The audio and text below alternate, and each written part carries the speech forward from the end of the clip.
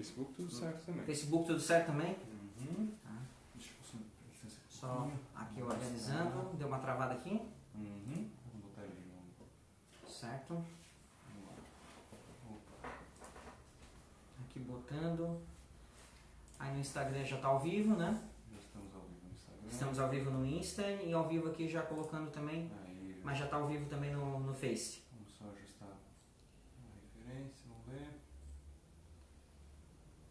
Aí, tudo certinho. Perfeito.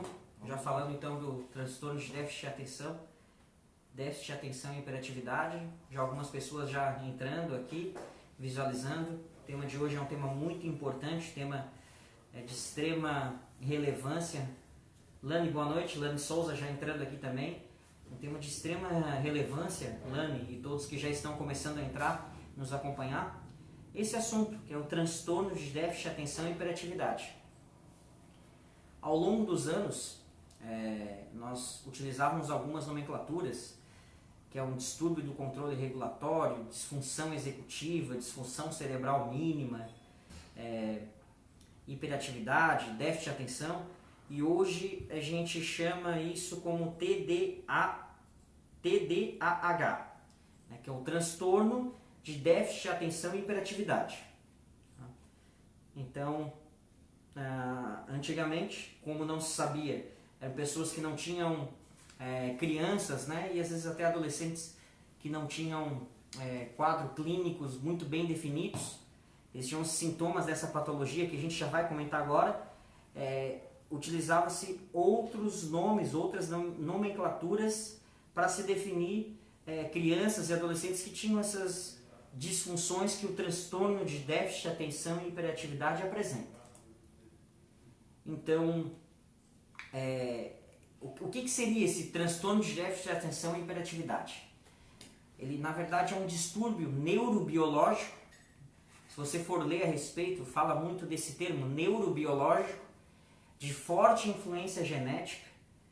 Cada dia mais nós verificamos que a genética, né, a genética cada vez mais na ciência, ela é importante, inclusive até agora nessa pandemia que nós estamos vivendo, essa pandemia do coronavírus, a genética ela tem um papel fundamental. Nós estamos descobrindo genes, pessoas que têm umas disfunções em alguns genes que favorecem para que a pessoa tenha mais proteção no combate ao coronavírus, né? E outras que talvez o fato de ter esse gene não muito bem alinhado, não funcionando da maneira adequada, eles possam evoluir para quadros mais graves, né? Então, a questão genética, a influência genética, ela tem um papel fundamental, né? Tem uma relevância muito grande nesta patologia. Nas diversas doenças, né, como nós vemos, a genética ela é muito importante. Então, é um distúrbio, né, neurobiológico com uma influência muito importante genética que se apresenta como um quadro de algumas definições de sintomas de desatenção, impulsividade e hiperatividade. Então, esses são as manifestações muito relevantes a respeito desse distúrbio, desse transtorno.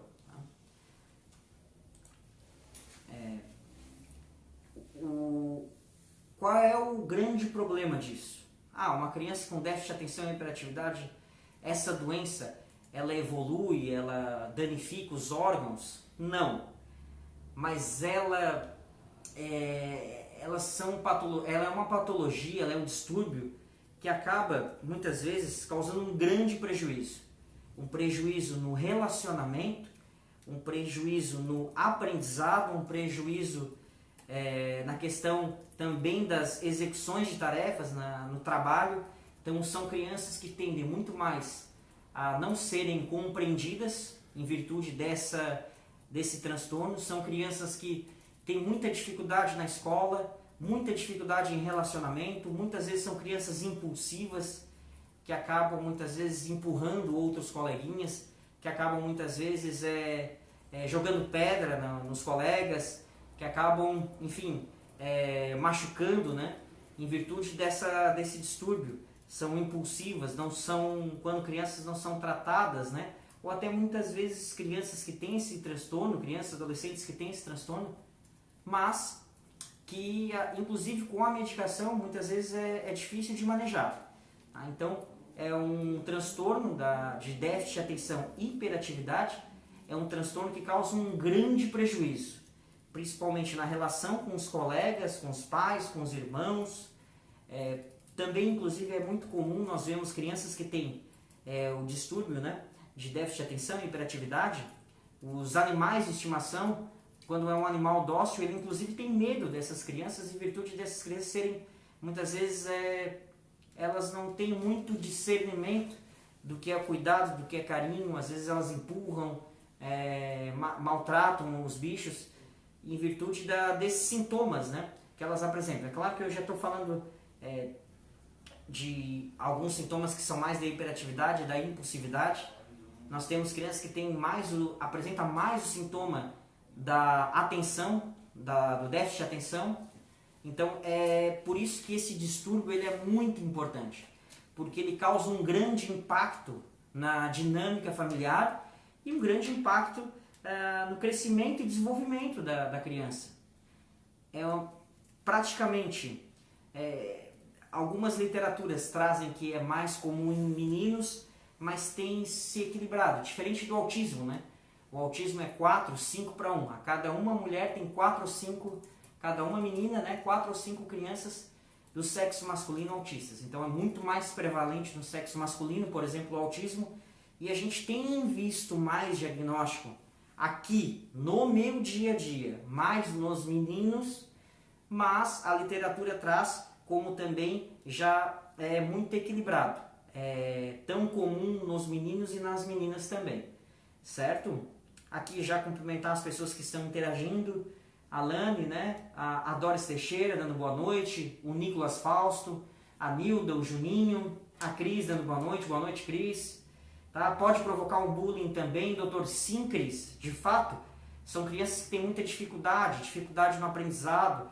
Muitas vezes elas são interpretadas como crianças até que não conseguem aprender, se desenvolver, e muitas vezes com a medicação, muitas vezes com orientação, com um diagnóstico correto, né? O diagnóstico ele é muito importante, porque alguns sintomas, nem todos os sintomas de desatenção ou hiperatividade significa essa doença, tem que descartar outras doenças, é preciso fazer uma avaliação muito importante, né? Existem outras patologias que também cursam com sintomas semelhantes, tá? Mas basicamente o transtorno de déficit de atenção e hiperatividade, se você for fazer se uma criança, né? O que eu vejo na prática clínica é muito comum, quando nós damos esse diagnóstico, nós fazemos a investigação clínica, essa criança é diagnosticada com transtorno de déficit de atenção e hiperatividade, geralmente os pais eles querem exames, tomografia, ressonância do crânio. Você não identifica, esse é um distúrbio que nós não conseguimos enxergar em exames. Até em pesquisa, quando a gente faz a cintilografia para ver como funciona a circulação cerebral e tal, tem até alguns detalhes, mas isso é a termos de pesquisa, não tem nenhum exame, uma tomografia, uma ressonância, um eletroencefalograma, o eletro da cabeça, nada disso dá o diagnóstico de transtorno de déficit de atenção e hiperatividade. O diagnóstico ele é médico, ele é pediátrico e neuropediátrico e psiquiátrico infantil. Então esse diagnóstico, né, durante a infância, ele deve ser feito, ele deve ser realizado pelo um profissional médico. A Sônia também entrando aqui, interagindo, o Gustavo também, Solange entrando, a Magda, a Maristela, o Valtemiro, o Temica, lá de Capivari, o Wilsinho também. Boa noite a todos que estão aí acompanhando, interagindo. Vamos lá, pessoal, vamos fazer mais perguntas aqui, como a Cris colocou, a respeito do bullying, né? Um outro tema interessante já aqui para o pessoal, é uma coisa que a gente pode falar bastante, né?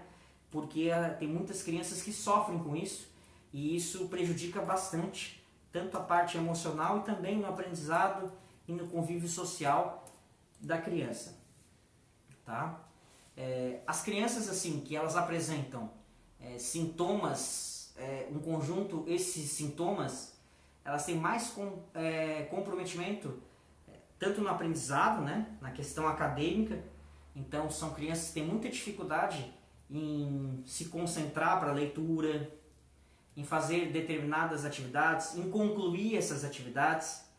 Elas têm muita dificuldade no trabalho, né, de desempenhar algumas atividades no trabalho, muitas dificuldades também social, familiar, e muitas vezes não é feito o diagnóstico na infância. E quando tratado lá na infância, evita muitos problemas. Nós temos visto também que muitas dessas crianças elas têm mais propensão à utilização de substâncias, né, ilícitas, como álcool, maconha e outras drogas. O transtorno de déficit de atenção e hiperatividade está relacionado também com esse problema, né, do alcoolismo e outras substâncias, outras drogas, né, que são utilizadas já na adolescência, no final da infância e na transição da adolescência, que é um período mais crítico, né, a que a criança está mais suscetível a entrar nesse mundo. Tá? A Natália aqui também, a dona Natália lembrando, a Bia também. Vamos lá, falar mais um pouquinho. Então, esse é importante o diagnóstico em virtude desse grande comprometimento que a doença causa, que é na esfera acadêmica, social, familiar e profissional. Então, quando diagnosticado cedo, nós conseguimos prevenir diversos transtornos.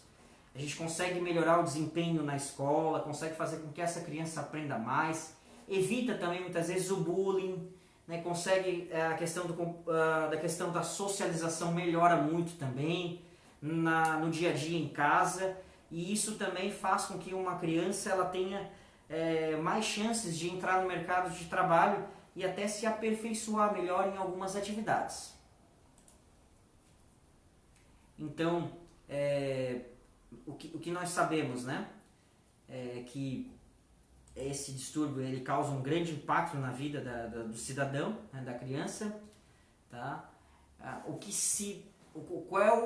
tem hoje, né? Então, qualquer criança às vezes que de repente é muito tênue a linha de dar o diagnóstico de uma criança que às vezes é só um distúrbio de comportamento, que às vezes é birra, ou ela é um transtorno opositor, que ela está confrontando o pai ou a mãe ou um colega, diferente do transtorno de déficit de atenção e hiperatividade, que esse é um outro tipo de patologia, é uma patologia que tem uma dinâmica diferente no funcionamento do cérebro. Tá? Então, uma das coisas que a gente precisa ter é um diagnóstico preciso, certo? O diagnóstico ele é fundamental e ele é importante ser realizado cedo para que a criança não tenha prejuízo no aprendizado.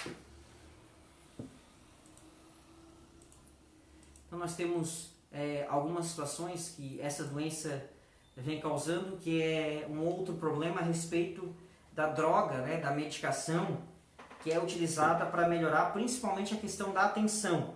A criança ela tem um melhor desempenho escolar, que é a Ritalina. A Ritalina, na verdade, é uma anfetamina que melhora muito essa questão da concentração. E o grande problema da Ritalina, na verdade, é quando ela é usada de maneira na qual ela não é necessária, né? Porque é evidente que é uma medicação que pode sim levar a alguns transtornos, como os transtornos cardíacos, dependência também. Então, não é toda criança que precisa utilizar a Ritalina, certo? Mas a Giza entrando aqui, o Sim, a Nete, o Mário, a Milena entrando. Vamos lá, pessoal, vamos deixar suas perguntas, vamos deixar aqui suas considerações, interajam, façam aqui os seus questionamentos, as suas colocações. A gente está aqui para trocar informações, tá? Então, é uma situação muito, muito delicada esse transtorno de déficit de atenção e hiperatividade, tá? E tem algumas situações assim, alguns pais dizem que alguns cuidadores, psicólogos, né, relatam algumas situações que eu vou colocar aqui. é um problema comum que não existia até algum tempo. Não. Esse é um transtorno que já existe há muito tempo, né? Relatado, que existiam outros termos técnicos, científicos, para descrever essa doença, mas hoje ela é mais bem conhecida em virtude do avanço da ciência, em virtude dos exames, eletroencefalograma, tomografia, ressonância. Não porque esses exames eles dão esse diagnóstico, mas eles excluem outros diagnósticos. Tumor cerebral, crianças que às vezes tiveram falta de oxigenação, né, hipóxia neonatal. Tudo isso é importante afastar para que a gente possa de fato ver. Não, a criança não tem nada, né, fisicamente, ela não tem uma meningite, ela não tem um tumor cerebral, não tem uma hipóxia, faltou oxigênio, por exemplo, no período, né, intraútero, no período pós-parto. De fato, ela apresenta esse distúrbio que leva a um grande prejuízo no dia a dia. É uma condição de saúde decorrente do padrão da vida moderna? Não. A vida moderna pode sim fazer com que nós enxergamos, né, ou aumente até um pouco mais, evidencie mais alguns sintomas, mas não é a vida moderna que faz com que as crianças tenham esse distúrbio. Esse distúrbio é genético, não é o ambiente influencia para exacerbar os sintomas, mas ele não causa os sintomas. É isso que eu quero colocar, certo? Que é comum somente em alguns países. Não é comum somente em alguns países. É um distúrbio comum em todos os países, certo? Alguns países têm mais estudos, são mais desenvolvidos. Alguns países têm mais profissionais que fazem mais o diagnóstico. Então, alguns países têm mais liberação, têm mais restrição quanto ao consumo da Ritalina. Então, ele na verdade não é um problema só de alguns países. É um problema que resulta da falta de limite dos pais. Não. Esse é um problema de comportamento específico, do transtorno opositor, de outras questões. Esse distúrbio do transtorno de déficit de atenção e hiperatividade, os sintomas eles são muito evidentes. A criança tem um baixo prejuízo, na verdade ela tem um prejuízo muito grande no seu aprendizado e um baixo rendimento escolar. Baixo rendimento escolar, um prejuízo muito grande no seu desempenho acadêmico e no social. É um problema muito sério, muito intenso e bem evidente. É uma criança muitas vezes impulsiva, agressiva, totalmente diferente. Não é que só pela questão da falta de limites. Evidente que é preciso sim ter uma educação com... os limites são importantes, né? Da forma com a qual você vai educar as crianças, mas esse distúrbio ele não é causado pela falta de limites dos pais. Esse é um distúrbio genético e funcional cerebral e de inúmeros neurotransmissores, hormônios também. Tá? Não é uma doença, pois todos têm dificuldade em prestar atenção. É totalmente diferente. Tá? Esses sintomas eles são muito intensos, né? Muito intensos, o transtorno de déficit de atenção e hiperatividade. As crianças têm um grande prejuízo no rendimento escolar, elas têm notas muito baixas, as atividades que elas vão fazer, elas não conseguem ter, a questão da socialização é muito difícil, são crianças que muitas vezes, muitas vezes elas são crianças até que se forem adotadas, elas são abandonadas de novo pela dificuldade que é de manejar esse distúrbio, esse transtorno, tá? Então, é algo que a gente vê que alguns pais, né, pais, homens, principalmente, eles têm um certo preconceito quanto a essa doença. Acham que é frescura. Eu já ouvi isso de muitos pais. Principalmente o pessoal mais, às vezes, do interior, que é um pouco mais tradicional. Diz, isso é frescura, isso é porque ela passa muita mão na cabeça dele. E, de fato, né, claro que a educação é algo que precisa ser, os limites precisam ser colocados para as crianças, né? Regras precisam ser impostas na educação do dia a dia das crianças, mas essas crianças elas têm dificuldade de aceitar regras, aceitar qualquer tarefa, atividade que é proposta a ela, certo? nós temos mais pessoas aqui, a Ivone Bittencourt, a Miriam aqui interagindo também, a Zenair, Juscelma. A Pamela faz uma pergunta muito interessante aqui, ó. Vamos lá para a pergunta da Pamela. Pamela Medeiros Martins. Existe TDAH sem hiperatividade? E como diferenciar TDAH, né, transtorno de déficit de atenção e hiperatividade, de autismo? Muito boa essa pergunta. Certo, Pamela? Vamos lá. Primeiro, vamos para esse primeiro questionamento que você fez. O TDAH sem hiperatividade. Sim, tá? Existe transtorno de déficit, esse é um termo que foi acoplado, mas o transtorno de déficit de atenção e hiperatividade, muitas vezes um sintoma ele pode ser mais sobreposto do que o outro, ou seja, tem mais dificuldade na atenção e não tem tantos sintomas da hiperatividade e impulsividade. Aí, por exemplo, a Ritalina é muito bem indicada, certo? Uma criança como essa, ela tem mais dificuldade no aprendizado e não tem tantos problemas na socialização, ela é mais queridinha, ela é mais respeita mais os pais. Existem crianças que têm sim essa impulsividade e hiperatividade e que a atenção, muitas vezes elas têm sim uma capacidade cognitiva boa. Elas têm um pouco também um prejuízo na atenção, mas os sintomas que a gente evidencia mais é a impulsividade, a agressividade e a hiperatividade. Aí talvez a Ritalina não seja tão indicada, certo? Aí talvez outras medicações, outras terapias também. O tratamento com psicoterapia também ele é muito bem recomendado, mas dizer aqui para vocês, tá, Pamela, essa situação aqui do transtorno de déficit de atenção, é evidente que a gente, né, tem que ter muito cuidado sobre qualquer situação à parte, né? Os pais procuram levar no consultório para nós médicos prescrevermos Ritalina. Hoje é uma epidemia a prescrição e o uso abusivo das Ritalinas. Muitas vezes, as crianças elas não vão bem na escola, elas não têm esse distúrbio, mas os pais querem Ritalina para fazer com que elas tenham um desempenho melhor escolar. E não funciona assim, tá? Então, só colocando para ti, Pamela, a respeito do transtorno de déficit de atenção e hiperatividade, sem a hiperatividade. Geralmente tem um pouco sim de hiperatividade, mas ele não é tão intenso quanto o sintoma da falta de atenção. Assim como o contrário também existe, tá, Pamela? Então nós também temos o distúrbio de déficit de atenção, né, com mais sintomas de hiperatividade e impulsividade. Aí não é tanto a falta de atenção, tá, Pamela? E sobre o outro questionamento que você colocou, né, como diferenciar o déficit de atenção e hiperatividade de autismo? É diferente, certo? Eu 2 semanas atrás falei de autismo. Tá? O diagnóstico ele é diferente, certo? É evidente que o autismo, a criança ela não interage, diferente, por exemplo, de uma criança que tem um déficit de atenção e hiperatividade.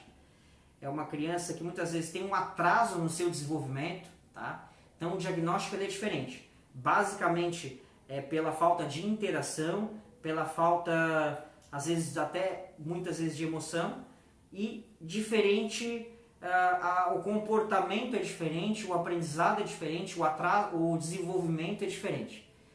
Muitas vezes o transtorno de déficit de atenção e hiperatividade, a criança ela anda com 1 ano, ela já fala com 1 ano e meio, 2 anos já está falando, né? Quando chega no período escolar, ou às vezes um pouco antes, a questão do comportamento é muito difícil. Quando vai na creche, é uma criança que não para, ela bate em outras crianças, ela morde as outras crianças.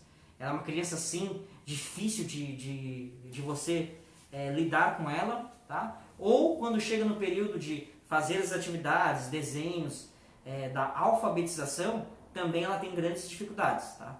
Então é uma doença muito mais relacionada, muito mais evidente no período escolar. O autismo, o diagnóstico é bem, os sintomas são diferentes, né? Mas muitas vezes um diagnóstico sobrepõe o outro, certo? Mas são doenças bem diferentes, ok? Só para te passar isso, Pamela, tá? Vamos lá, o Michael também entrando, a Elza, né? Com o crescimento melhora, a Elza perguntando. Elza, com o crescimento melhora? Bom, no dia a dia, sem o tratamento, é possível sim, que depois ali da puberdade existe um certo mito, na puberdade melhora, com os hormônios. pode diminuir um pouco alguns sintomas da hiperatividade, né, da questão da impulsividade, porém esse problema de déficit de atenção ele é para a vida toda, certo? Então é preciso ser manejado por um grande período, né, na infância, tá? E também é preciso dar continuidade, certo? Aqui a Zete também perguntando aqui das palestras, né, boa noite, Vicente, saudade das palestras que nós fazíamos nos colégios. Interessante. Não, verdade, Zete. Nós fazíamos muitas palestras nos colégios a respeito também da prevenção da gravidez na adolescência e também da prevenção de DST, né, principalmente para as crianças de 13, 14, 15 anos. São palestras muito válidas, né? São algumas ações que nós podemos fazer para poder contribuir para o desenvolvimento das nossas futuras gerações. Tá? Então nós temos muitas situações adversas, tá? A respeito disso. Existem diversos estudos que falam, né? Diversos estudos que falam a respeito desse transtorno, tá? Mas a prevalência, existe uma estimativa que é 5% da população a nível mundial, acho que é uma prevalência muito alta, né? 5%, ou seja, de cada 100 pessoas, 5 tem. É uma questão que varia muito, né, também, tá? A gente precisa estudar melhor essa questão, esse estudo epidemiológico.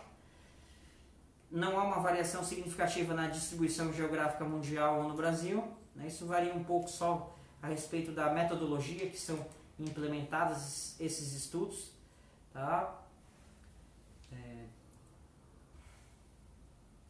Então aqui, ó, eu tenho aqui no meu roteiro, ó, o TDAH não é secundário a fatores culturais, ao modo como os pais educam os filhos ou resultados de conflitos psicológicos.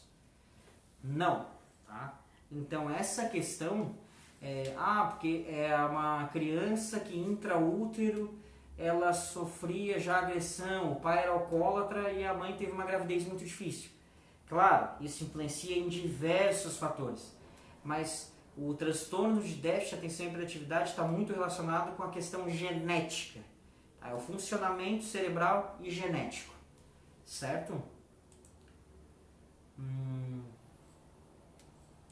Então nós temos muitas situações a respeito dessas questões, né? Então tudo aquilo que eu falei, aquelas questões que é uma doença porque os pais não põem limite, só em alguns países, tudo isso, todas essas colocações aqui, elas são mitos, tá? Nós temos mais aqui para colocar. Aí tem alguns fatores que podem estar associados ou não, que são essas questões da diversidade psicossocial, crianças que nascem com muito baixo peso, prematuras, né, o uso de drogas, álcool, tabaco na gestação. Parece ter certo fator de risco para que essas crianças lá na frente elas possam desenvolver esse transtorno, tá?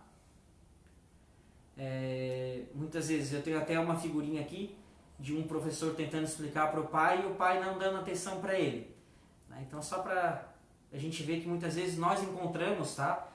É muito curioso, quando eu faço essa avaliação no consultório, eu gosto sempre, uma das situações que eu gosto de saber é como é que está o aprendizado na escola. Esse nosso papel de pediatra é fundamental, ter um entendimento como é que está sendo feito, né? Como é que ela está indo bem, né? Se ela está indo bem na escola ou não, como é que está esse desenvolvimento, a criança está aprendendo a ler, está escrevendo, está aprendendo as contas básicas, como é que está o aprendizado da criança. Isso é fundamental para nós pediatras, nós temos conhecimento porque muitas vezes nós conseguimos identificar patologias como é o transtorno de déficit de atenção e hiperatividade e inclusive mudar a vida dessa criança, mudar a vida da família, porque muitas vezes os pais não têm muita noção.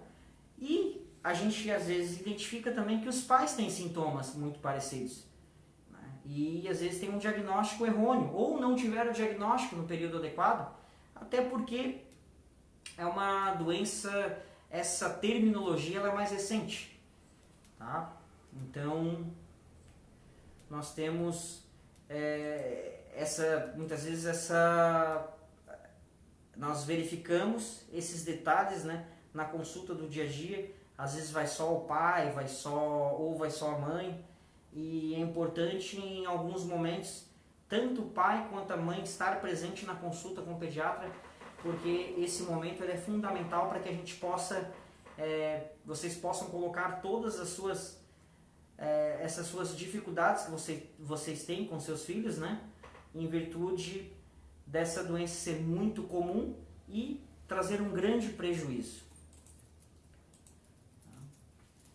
Então, a gente tem que tem que estar atento que esse problema existe, né, que esse distúrbio existe, para que a gente possa, de fato, agir no momento certo, tá? Vamos lá, mais pessoas aqui interagindo. Deixa eu ver aqui mais um pessoal aqui que está entrando, ó. O Si entrou, a Elza, o Si perguntou se todas as crianças inquietas possuem TDAH. Não, tá? Isso não significa TDAH, tá? Não, o fato de criança ser inquieta, ser um pouco agitada, não é sinônimo de que ela é uma criança hiperativa, certo? O diagnóstico é claro que faz pensar, né, que essa criança pode ter sim, né, um transtorno de déficit de atenção e hiperatividade, mas não é sinônimo, né, o fato de ela ter essa agitação ou ser um pouco inquieta não é sinônimo dessa doença, tá? Dessa patologia.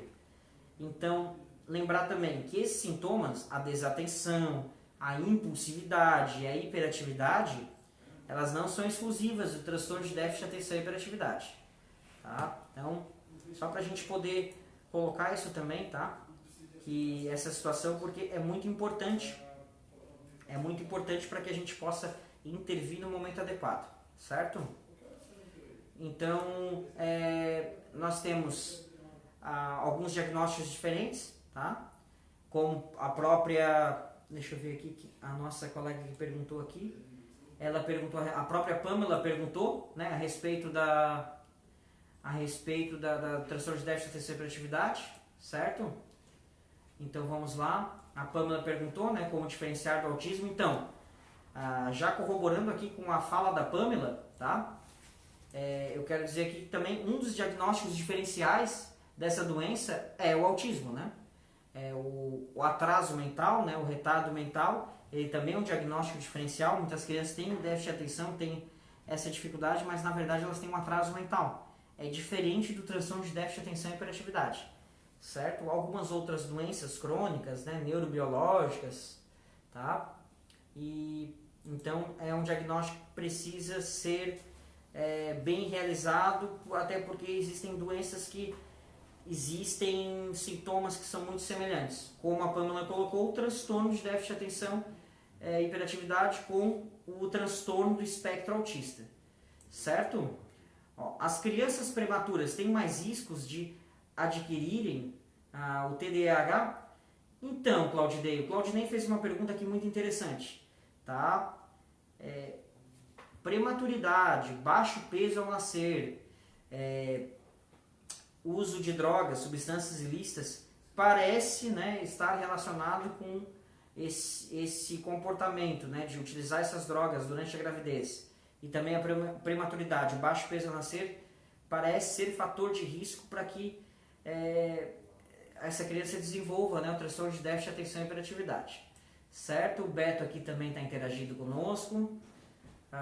Obrigado pela pergunta. É isso aí, Claudinei. Vamos lá, fique à vontade. Si pode fazer mais perguntas aqui. Pamela também.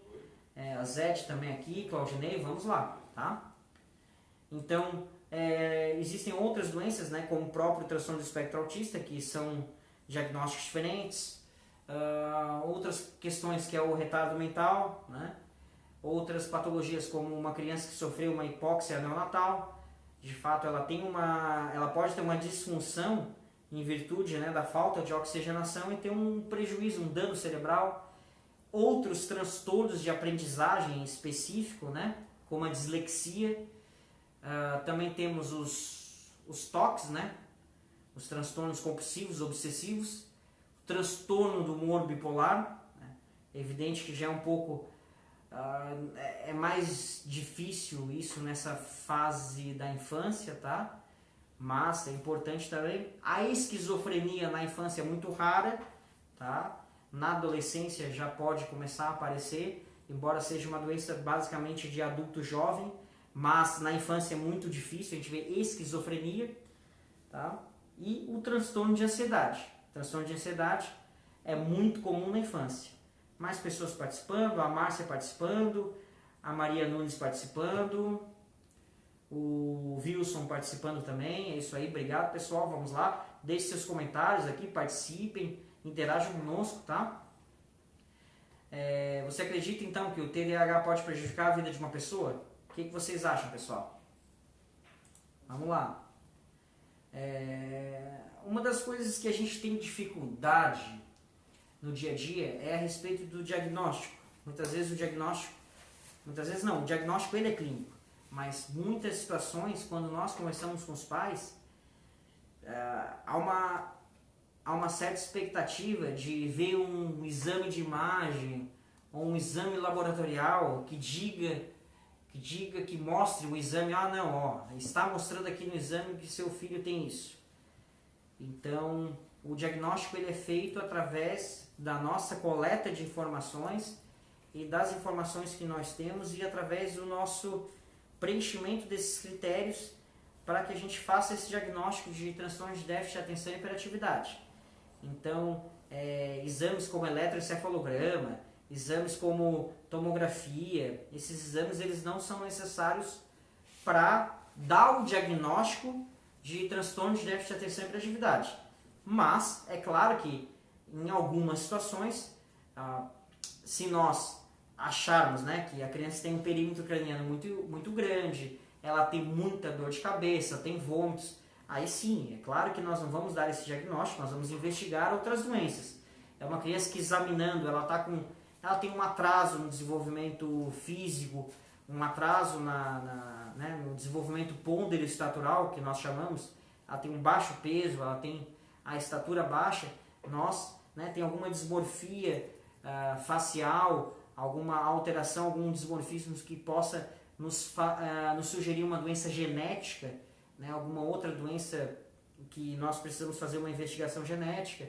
Então tudo isso é importante para que a gente possa sim dar o diagnóstico, né, de transtorno de déficit de atenção e hiperatividade. Porque esse diagnóstico especificamente ele é clínico. Ele não é com exames de laboratório nem com exames de imagem, certo? Então, só para colocar essa situação que ela é muito importante. Tá? Então, uma das coisas importantes também que a gente precisa avaliar nas crianças, os distúrbios do sono também, né? Avaliar a quantidade e a qualidade do sono. Essas crianças hiperativas, muitas vezes, elas dormem bem e acordam já extremamente aceleradas, certo? Outra situação, quando uma criança ela tem dificuldade, por exemplo, no aprendizado, né? Uma criança de 6, 7 anos, ela está com dificuldade para ler, para escrever, nós precisamos ver se essa criança ela está escutando bem e se ela está enxergando bem. Essa avaliação auditiva e visual ela é fundamental. Muitas vezes nós temos crianças que têm transtornos oftalmológicos, né? Transtornos da audição, distúrbios da audição, e nós estamos dando um diagnóstico muitas vezes de autismo, de déficit de atenção. Então é importante essa avaliação oftalmológica e essa avaliação auditiva para que nós possamos descartar essas doenças que também comprometem muito no dia a dia da criança. Tá? A Cida aqui participando, o Césio participando, a Céia participando. A Céia perguntando, quando uma criança é muito raivosa, só quer morder, muito brava, precisa ser feita uma avaliação mais detalhada, tá? Somente com essas informações não dá para eu dar um diagnóstico assim, certo? Mas é evidente, né, que quando uma criança ela tem esse comportamento, isso pode levar, né, a nos dar uma direção, uma dica de que pode ter alguma doença, algum distúrbio, né? bipolar da criança, um distúrbio, muitas vezes, até o transtorno do espectro autista, ou até mesmo o transtorno de déficit de atenção e hiperatividade. E a impulsividade também é um desses sintomas que causam, né, essa situação que você colocou, como raivosa, agressividade, certo?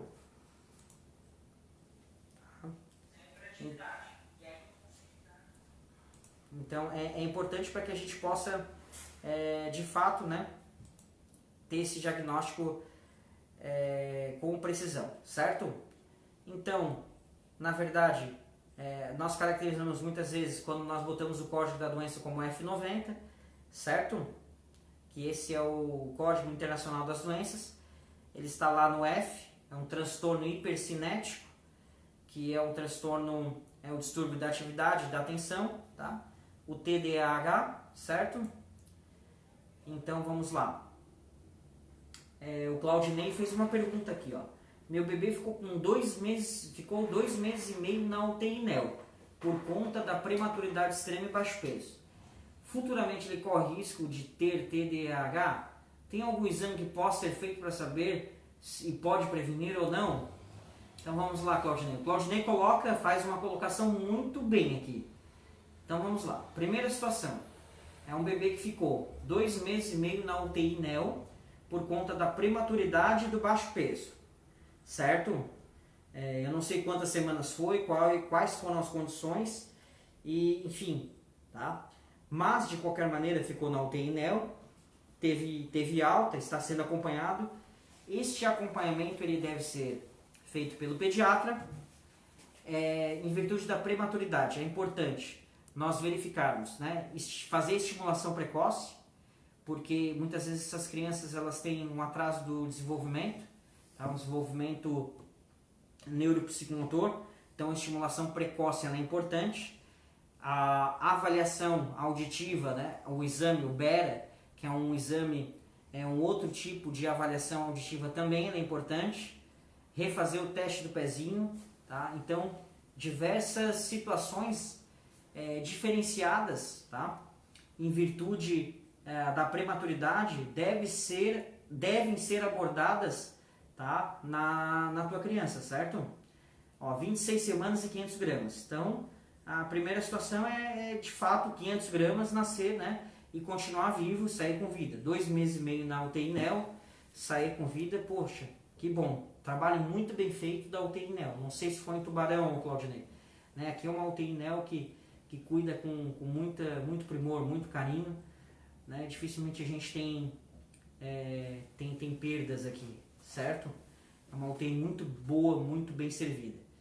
E 26 semanas, 500 gramas, uma criança com baixo peso mesmo, demora bastante, 2 meses e meio na UTI NEO, até acho que foi pouco, tá?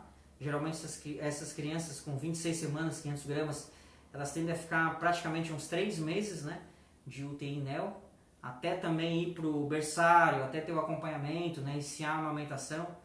É um período de transição. Eu sei que é um período muito doloroso, mas agora é evidente que tem que fazer esse acompanhamento, tá?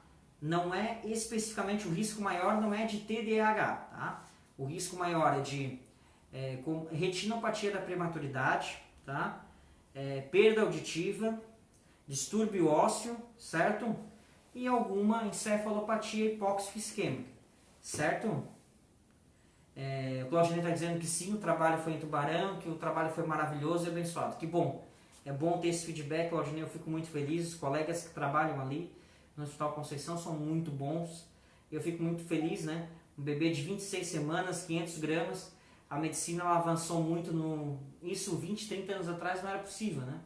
Era quase inviável. E hoje a gente já consegue ter crianças de 480, 470 gramas sobreviver e muitas vezes sem nenhum prejuízo, né? Sem nenhuma sequela, certo, Claudinei? Agora, esse acompanhamento com o pediatra é primordial para que a gente possa já desde cedo identificar algumas possíveis alterações em virtude da prematuridade.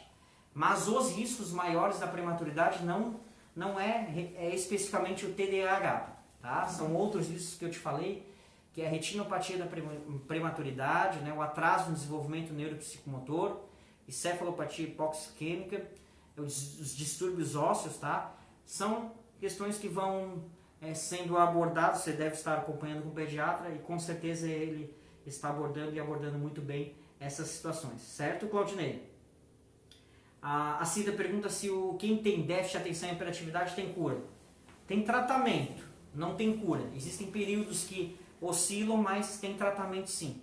E a grande questão do transtorno de déficit de atenção e hiperatividade é iniciar o tratamento, o diagnóstico precoce e o tratamento, porque essas crianças, nesse período de desenvolvimento escolar e socialização, se a gente não inicia, não faz o diagnóstico cedo, não faz essa intervenção cedo, a gente pode ser uma criança que vai sofrer bullying, uma criança que tem um grande prejuízo no seu dia a dia e ela tem muito mais tendência a ter dificuldades em relacionamento, casamento, trabalho, faculdade e também mais facilidade para até inclusive para consumir drogas e outras substâncias, né?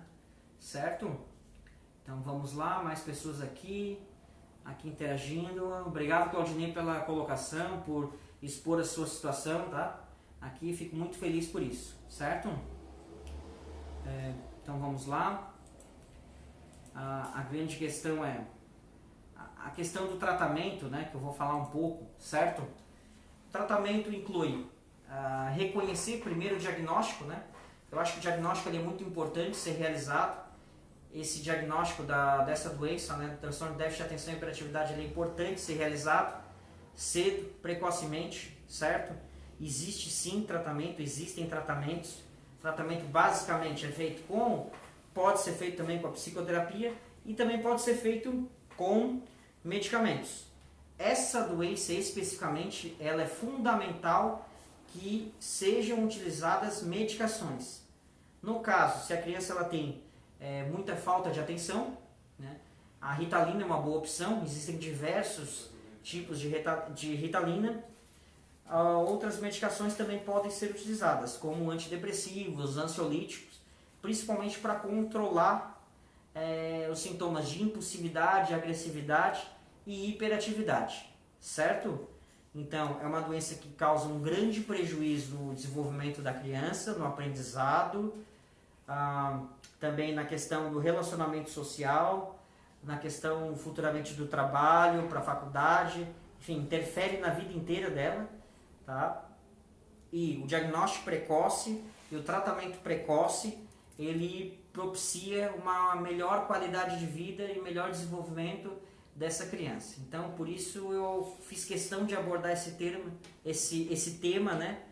E 2 semanas atrás eu coloquei a questão do transtorno do espectro autista, que são doenças que muitas vezes são confundidas, inclusive como a Pamela colocou, certo?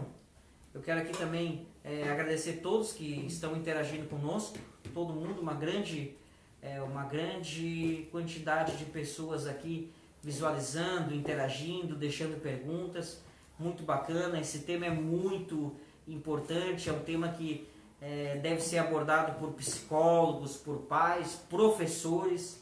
Os professores, eles ajudam muito os pais, né? E muitas vezes eles têm muita habilidade em enxergar quando uma criança ela tem um pouquinho mais de dificuldade que as outras, né? E ela foge um pouquinho do padrão. Então, quando foge um pouco do padrão das demais, é preciso fazer uma investigação, uma avaliação, da avaliação oftalmológica, uma avaliação auditiva, certo? E para a gente não cometer erros, principalmente, né, muitas vezes é dado um diagnóstico como déficit de atenção e hiperatividade, Ritalina, e a criança tem uma miopia, né, tem uma hipermetropia, ou tem algum outro distúrbio oftalmológico. Então essa avaliação ela é fundamental. Então, na minha avaliação, acho que todas as crianças que vão iniciar no primeiro ano, elas devem fazer uma avaliação oftalmológica, porque isso também previne um desgaste e é um período que muitas vezes a criança, se ela não aprendeu, ela vai ter muito mais dificuldade, né? Se ela não teve esse processo de alfabetização naquele período, muitas vezes ela vai ter muito mais dificuldade lá na frente, depois com 8, 9 anos, vai sofrer o bullying, como colocaram aqui também. Então é importante o diagnóstico precoce dessa doença.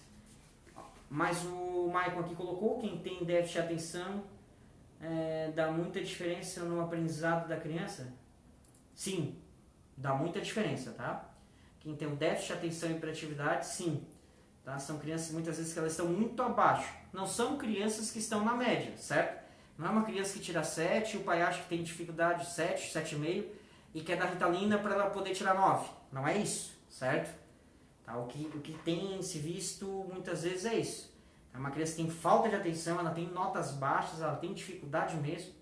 E às vezes, muitas vezes, a maioria das vezes, né, com impulsividade, agressividade, hiperatividade, crianças agitadas, que os pais têm muita dificuldade em cuidar, certo?